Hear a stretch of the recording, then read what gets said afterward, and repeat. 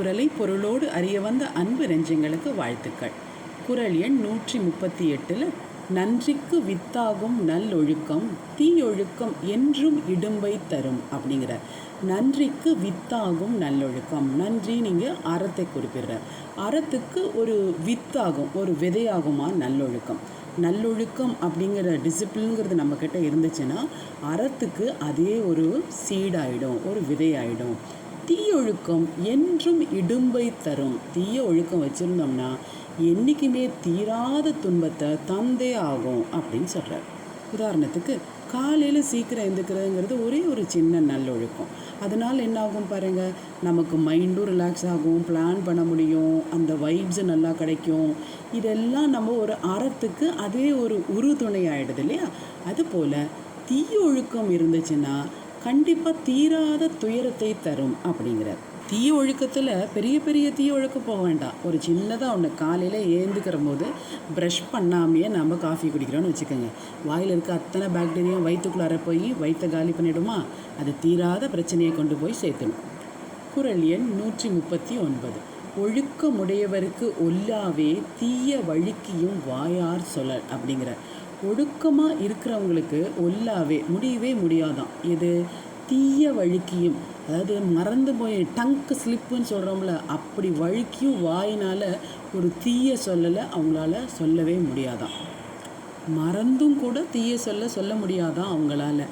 அப்போனா யோசிச்சு பாருங்கள், நம்ம தீய சொல்கிறம்போது நமக்கு ஒழுக்கங்கிறது மனசுலேயும் நெஞ்சிலையும் உரமாக இல்லை அப்படிங்கிறத நம்ம புரிஞ்சுக்கணும். இனியவை கூறல்னு 10 குரலில் சொல்லியும் இன்னமும் தொடர்றார் சொற்களுடைய இம்பார்ட்டன்ஸை, முக்கியத்துவத்தை. ஒழுக்கத்தை சிந்தையாலும் செயலாலும் மட்டும் கடைப்பிடிச்சா போராது, வாயாலும் கடைப்பிடிக்கணும் அப்படின்னு உறுதியாக கூறுறார். எந்த ஒரு செயலுமே 21 நாள் தொடர்ந்து செஞ்சோம்னா அது நமக்கு ஹேபிட் ஆகிடும், பழக்கமாயிடும் அப்படிங்கிறாங்க. ஒரு சிலர் நல்ல ஒழுக்கமாக எப்போதுமே நல்வார்த்தைகளை பேசி பேசி பழகினவங்களுக்கு எப்பேற்பட்ட சூழ்நிலையாக இருந்தாலும் அவங்க வாயிலிருந்து நல்ல சொல் மட்டும்தான் வரும், வேறு சொல்லே வராது. நம்மளை நோக்கி தீய சொல்கிறாங்கன்னா நாமளும் திருப்பி அதே மாதிரி பேசினா அப்போ நம்ம மனசில் எங்கெங்கே உரம் இருக்குது, நெஞ்சுரம் இல்லையே. அப்படிப்பட்ட இடத்துலையும் நல்ல சொற்களை அல்லாததை பேச முடியாதான் ஒழுக்கமாக இருக்கிறவங்களுக்கு. ஒழுக்கமுடையவர்களோட இயல்பை இதில் சொல்லியிருக்கார். அடுத்து குரல் எண் 140 உலகத்தோடு ஒட்ட ஒழுகல் பல கற்றும் கல்லார் அறிவில்லாதார். இப்போ ட்ரெண்டிங் வாழ்க்கைக்கு வந்துட்டார்ப்பான். உலகத்தோடு ஒட்ட ஒழுகல். உலகம் எப்படி போயிட்டுருக்கோ அதோட ஒட்டி அதோட டிசிப்ளினை ஃபாலோ பண்ணணும், அந்த ஒழுக்கத்தை பிடிக்கணும். அப்படி இல்லாதவங்க பல கற்றும் நிறைய விஷயங்களை கற்றுண்டாலும் கல்லார் அறிவில்லாதார். அவங்க படிக்காதவங்களோட தான் நம்ம வைக்கணும், அவங்களுக்கு அறிவே இல்லைன்னு வச்சுக்கணும். இப்போ யதார்த்த உலகத்தில் எது தேவையோ அந்த டிசிப்ளினை, அந்த ஒழுக்கத்தை நம்ம கடைப்பிடிக்கணுங்கிறத அழகாக வலியுறுத்திட்டார்.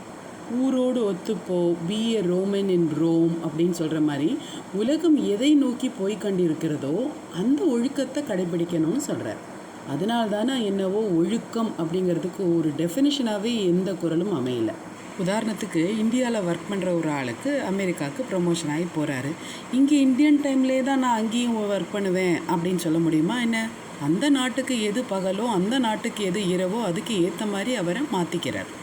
பண்டைய காலத்தில் கீழ்ப்படிதல் அப்படிங்கிறது ரொம்பவே ஒரு பெரிய ஒழுக்கமாக இருந்தது. அதாவது ஒபீடியன்ஸ். நம்ம பெரியவங்க என்ன சொல்கிறாங்களோ அதை அப்படியே கேட்டுட்டு இருந்தோம். இப்போ என்ன ஆகுது, அவங்களுக்கு நம்ம ஆராயறதுக்கு டைம் கொடுக்குறோம், அலசி பார்க்குற உரிமையை கொடுக்குறோம். கீழ்ப்படிஞ்சால் அதுக்கு புத்தி இல்லைங்கிற அளவுக்கு நம்ம இப்போ போயாச்சு. இது காலத்தின் வளர்ச்சி. அந்த காலத்தில் அம்மா அப்பா என்ன சொல்கிறாங்களோ அது பிள்ளைங்க கேட்டே ஆகணும், அதுதான் ஒழுக்கமுடையவர்கள் அப்படிங்கிற பேராக இருந்தது. ஆனால் இப்போ அப்படி இல்லையே. நம்ம பிள்ளைங்களை எப்படி வளர்க்குறோம்? நல்ல சுதந்திரம் கொடுத்து வளர்க்குறோம், யோசித்து முடிவெடுங்கிறோம், நம்ம சொல்கிறத திணிக்கிறதே இல்லை. எந்த பாடம் படிக்கணுன்னாலும் அவங்க விருப்பத்துக்கு அவங்களுடைய தேர்ச்சியை வச்சு தானே முடிவு பண்ணுறோம். இதுதான் உலகத்தோடு ஒட்ட ஒழுகல்ங்கிறார். இந்த மாதிரி ஊரோடு இணைஞ்சு போனாதான் நல்லது. அப்படி போகாதவங்க நல்ல விஷயங்களை பல கற்றும், நல்லது பல கற்றும் நிறைய கற்றுக்கிட்டாலும் அவங்க கல்லாதவர் தான், அவங்க படிக்காதவங்க, அறிவே இல்லாதவங்கன்னு சாடுறார். ரொம்ப சிம்பிளாக சொன்னோம்னா நம்மளுடைய செயல், சிந்தனை, சொல் 3மே அடுத்தவங்களை காயப்படுத்துமா, ஹர்ட் ஆகுவாங்களா, அவங்க இதனால் டிமோட்டிவேட் ஆவாங்களா, சுருங்கி போவாங்களா அப்படின்னு யோசித்து செஞ்சோம்னாவே ஒழுக்கத்தை கடைபிடித்தவர்கள் ஆகும்.